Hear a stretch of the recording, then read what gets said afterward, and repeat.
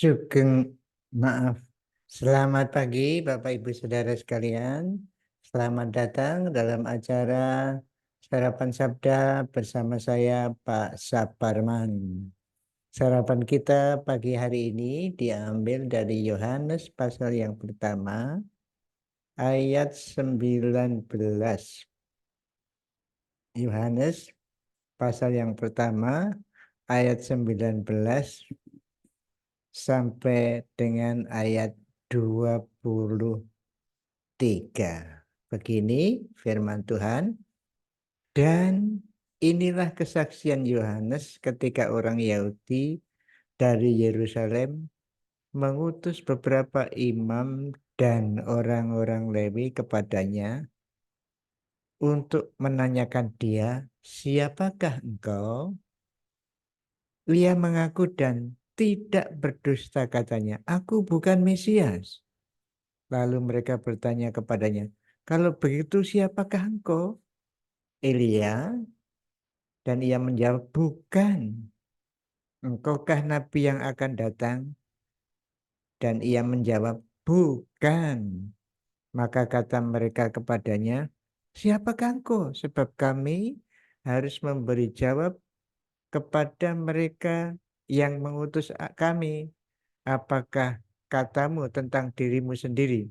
Jawabnya, "Angkulah suara orang yang berseru-seru di padang gurun, luruskanlah jalan Tuhan, seperti yang telah dikatakan Nabi Yesaya." Bapak Ibu Saudara sekalian yang dikasihi Tuhan, Yohanes Pembaptis rupanya sudah dikenal khotbahnya mengenai kesaksiannya tentang Mesias. Orang-orang banyak yang mengikutinya, banyak yang mendengarnya, sampai-sampai imam-imam diutus dari Yerusalem untuk menanyakan, "Siapa pengkhotbah yang berani ini?" Ya, tentu saja mungkin para pemimpin agama takut kehilangan pengikut. Ya, ini banyak sekali orang mendengarkan Yohanes Pembaptis. "Siapa kamu? Apakah engkau Mesias?" Tidak bertanya begitu, "Siapakah dirimu?" Tapi pertanyaannya itu kok dijawab, "Aku bukan Mesias." Jadi mungkin pikiran mereka, jangan-jangan Mesias ini, ya, seperti itu. "Bukan Mesias, Nabi Elia bukan. Siapa dirimu?" Lalu dia menjawab terus terang ini, "Akulah suara orang yang berseru-seru di padang gurun, luruskan jalan Tuhan." Jadi jawaban ini sebagai pengakuan yang jujur, pengakuan yang mengerti peranan apa dia hidup di bumi waktu itu, di dunia waktu itu. Jadi Yohanes tahu persis apa yang harus dilakukan menurut firman Tuhan. Dia tahu bahwa dia dipanggil untuk mendahului, menyiapkan orang supaya percaya kepada Mesias, Tuhan Yesus Kristus. Jadi ini kalau istilah nanti dalam surat-surat Paulus sesudah ada gereja, itu Yohanes tahu karunia-Nya apa. Dia persis tahu apa yang dikehendaki Tuhan dalam hidupnya. Nah, Bapak Ibu Saudara sekalian yang dikasihi Tuhan, setiap orang yang percaya kepada Tuhan Yesus sebagai juru selamat itu menjadi satu tubuh. Nah, diumpamakan satu tubuh, dan setiap tubuh punya peranan masing-masing. Kaki misalnya untuk berjalan, tangan untuk makan, tangan kanan dan untuk bekerja, misalnya seperti itu. Tetapi istilah lain adalah setiap orang percaya berfungsi sesuai dengan karunia rohani yang diberikan kepada orang itu. Jadi setiap orang diberi kemampuan oleh Tuhan, kemampuan rohani, kemampuan untuk hidup berkenan kepada Tuhan, berbeda-beda. Ada yang diberi karunia mengajar, makanya dia jadi guru. Guru, ada guru tetapi dalam tanda petik guru berhubungan dengan hal-hal rohani.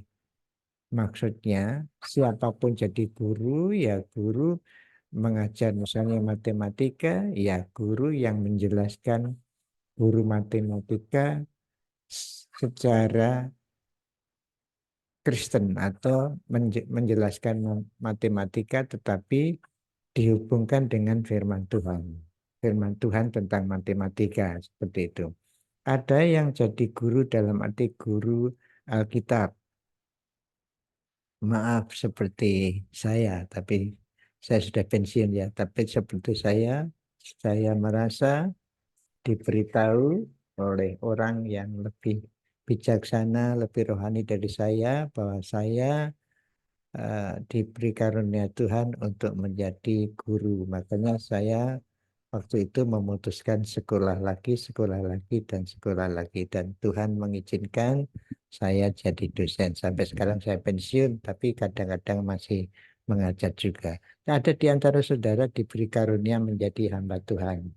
Jadi pendeta misalnya. Ada yang jadi penginjil. Ada yang bukan harus seperti itu. Ia diberi karunia suka memberi, diberi karunia kebijaksanaan, kata-kata nasihat. Jadi tiap-tiap orang pasti mempunyai. Ada orang yang apa namanya suka menyambut orang lain. Jadi among tamu kalau bahasa Jawa. Senang sekali kalau mempunyai tugas seperti itu dan di mana-mana dia dapat menyambut orang lain dengan baik. Ada seperti itu. Lagi-lagi ada yang diberi karunia kemurahan, senang memberi, senang memberi. Nah, Bapak Ibu Saudara sekalian, saya berharap Bapak Ibu Saudara mengetahui tugas Bapak Ibu Saudara sebagai orang percaya dimanapun mereka berada, dimanapun saudara berada, tugas saudara apa? Saya harap saudara mengerti. Karunia Bapak Ibu Saudara apa? Sehingga saudara seperti Yohanes Pembaptis. Saya suara dari padang belantara berseru-seru untuk menyiapkan jalan Tuhan. Kalau ketemu seperti itu, wah bukan main indahnya, saudara. Saya bersuka cita karena saya dengan kasih karunia Tuhan diberi kesempatan untuk jadi guru, jadi dosen. Waktu jadi dosen, ada gereja yang memanggil saya jadi pendeta. Tapi saya berkata maaf, saya pakai secara halus mengatakan maaf, tidak bisa. Itu Allah lahannya orang lain. Maksud saya itu punya pekerjaan atau pelayanan bagi orang yang terpanggil menjadi gembala. Beberapa kali saya dirasani atau diomongkan mau dijadikan gembala. Saya dengan dengan dengan halus mengatakan maaf ya.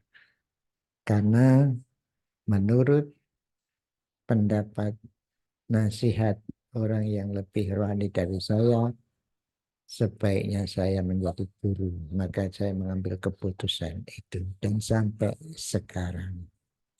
Puji Tuhan, saya harap Bapak Ibu Saudara mengerti tugas fungsi Bapak sebagai anak-anak Tuhan di bumi ini. Sehingga hidup saudara penuh sukacita karena mengerti kehendak Tuhan, tujuan hidup Bapak Ibu Saudara yang sudah direncanakan oleh Tuhan. Kalau belum tahu, ya berdoa, tanya kepada pendeta Bapak Ibu Saudara, apa karunia saya? Apa fungsi saya di pelayanan di dalam keluarga Allah ini? Mari kita berdoa. Tuhan, kami bersyukur karena Engkau memberi kemampuan kami semuanya yang percaya kepadamu. Oleh karena itu Tuhan, tolong kami mengetahui kehendak-Mu di dalam hidup kami, mengetahui tugas kami di bumi ini, mengetahui dan dengan pertolongan-Mu kami dapat melakukan berperanan sesuai dengan fungsi yang Tuhan berikan kepada kami. Terima kasih Tuhan. Terima kasih. Kalau ada di antara kami yang belum mengerti karunia kami, oh Tuhan tolonglah mereka. Tolonglah kami supaya kami mengerti. Biarlah ada orang yang lebih rohani daripada kami menunjukkan apa yang seharusnya kami lakukan dalam pelayanan. Terima kasih Tuhan, terima kasih. Hari ini biarlah hidup kami berkenan kepadamu, menjadi berkat bagi orang sekitar kami. Dalam nama Tuhan Yesus Kristus. Amin. Selamat berkarya Bapak Ibu Saudara sekalian. Tuhan Yesus memberkati Bapak Ibu Saudara dan saya. Amin.